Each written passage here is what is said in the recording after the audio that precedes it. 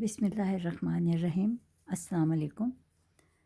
آج میں قرآن پاک کی سورہ الشمس لے کر حاضر ہوئی ہوں۔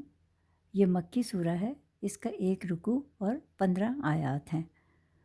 سورج کو عربی میں شمس کہتے ہیں، اس لیے اس کی پہلی آیت میں سورج کی قسم دی گئی ہے۔ اور حدیث ہے کہ حضور صلی اللہ علیہ وآلہ وسلم عشاء کی نماز میں سورہ شمس کی تلاوت فرمایا کرتے تھے اور فجر کی نماز میں بھی۔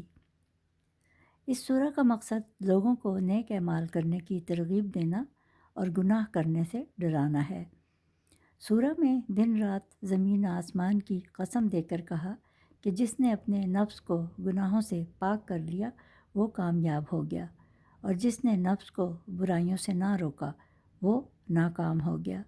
اور کہا گیا ہے کہ جس طرح صالح علیہ السلام کی قوم کو ہلاک کر دیا گیا تھا ان کی نافرمانی کی وجہ سے، اسی طرح ان دوسرے لوگوں کو بھی ہلاک کر دیا جائے گا اگر انہوں نے حضور صلی اللہ علیہ وآلہ وسلم کی بات نہ مانی، جیسا کہ سورہ بلد میں بھی یہی بیان کیا گیا ہے۔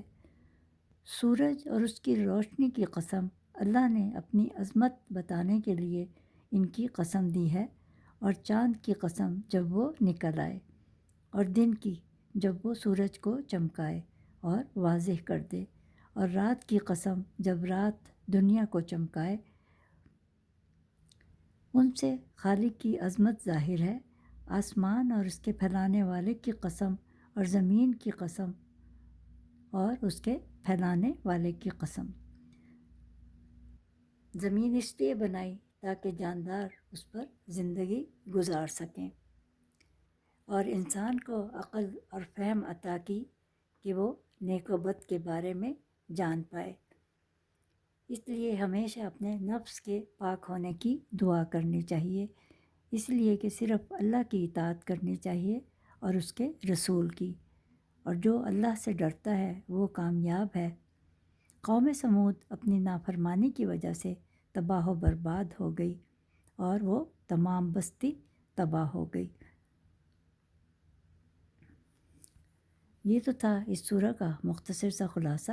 اب میں اس کے فضائل بیان کر دوں کہ اگر کسی کو فالج یا لقوہ کا ڈر ہے، اور اگر اس کو راشا کی تکلیف ہے تو روزانہ 1 بار پڑھ کر دم کریں، اور اگر مرگی کا دورہ پڑتا ہو، بے ہوش ہو جاتا ہو تو روزانہ پڑھ کر دم کریں، اور اگر کسی کا حمل گر جاتا ہو تو آدھ پاؤ دیسی اجوائن، کالی مرچ آدھ پاؤ، شہد آدھ پاؤ لے کر سورہ شمس جب چاند نکلے تو اس کی پہلی پیر کو 41 بار یہ اشراق کی نماز کے بعد پڑھنا ہے، اور تمام چیزوں پر دم کر کے اس کو پلائیں جب اس کو حمل ٹھہر جائے۔ امید ہے آپ کو یہ خلاصہ پسند آیا ہوگا۔ اگلی صورت کے تک کے لیے خدا حافظ۔